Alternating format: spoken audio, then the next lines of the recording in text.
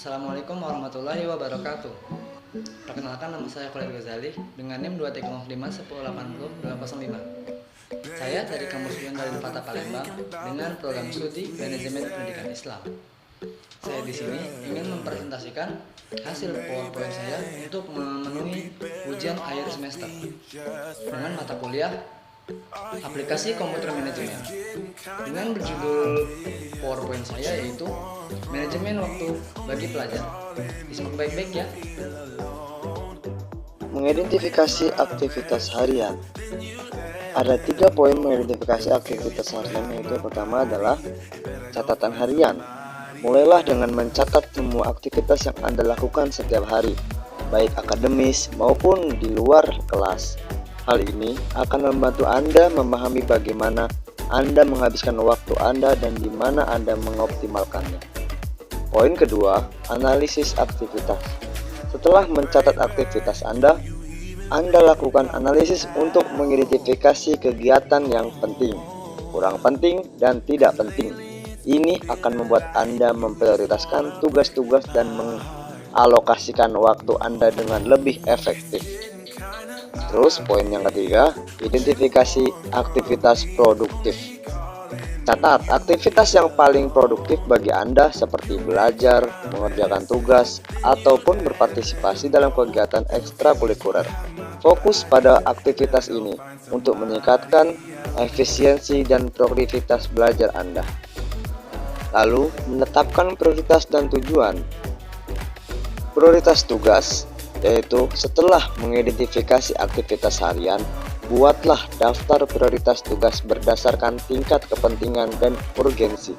Fokus pada tugas-tugas yang memiliki dampak terbesar terhadap prestasi akademik Anda. Yang kedua, tujuan SMART.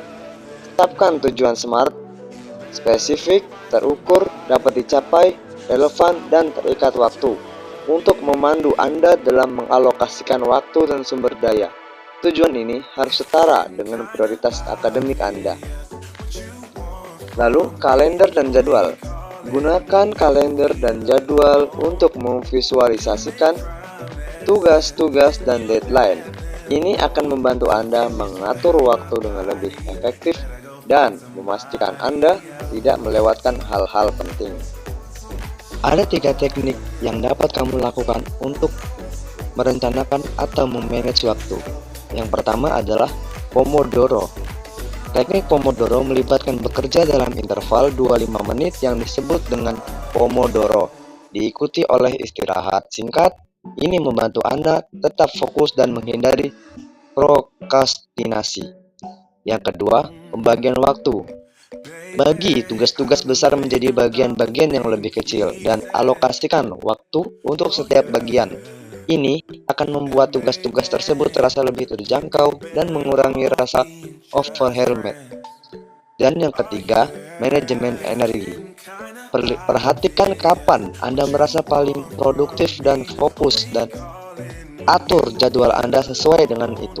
Gunakan waktu yang paling energik untuk tugas-tugas yang membutuhkan konsentrasi tinggi.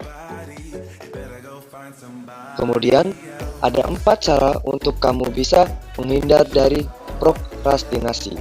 Yang pertama adalah mengidentifikasi penyebab. Cari tahu apa yang menyebabkan Anda menunda-nunda tugas. Apakah karena merasa tidak tertarik, takut gagal, atau terbebani?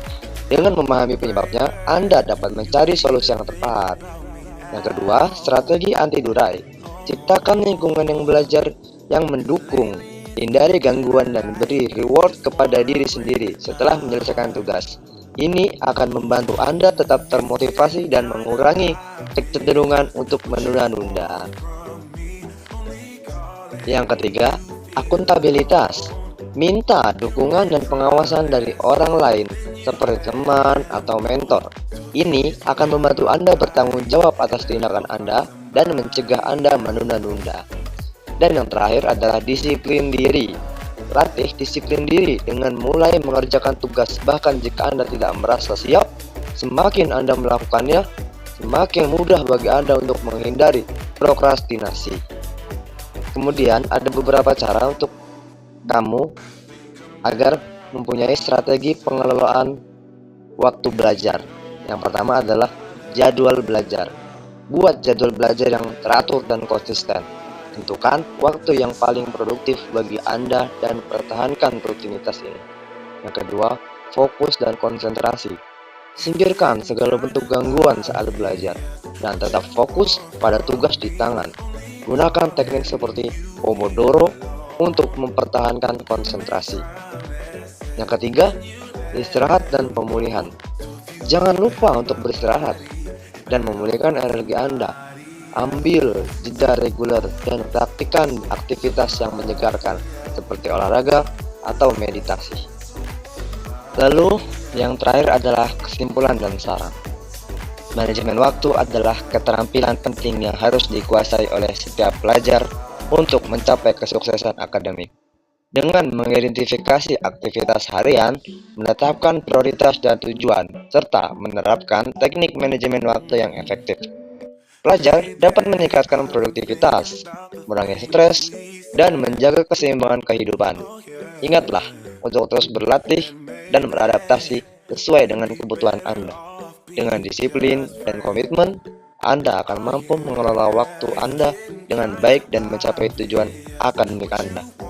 Jauhilah waktu-waktu yang tidak berguna dan manfaatkan waktu Anda selagi masih muda.